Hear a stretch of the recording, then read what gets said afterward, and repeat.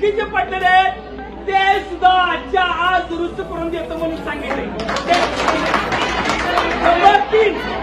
Number 3 ऐका, number 3 ज्यांचे practicals ज्यांचे दिदी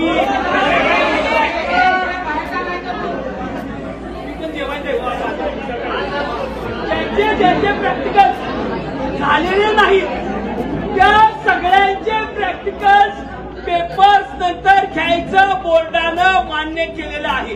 कळालं त्याला? आणि आता ऐका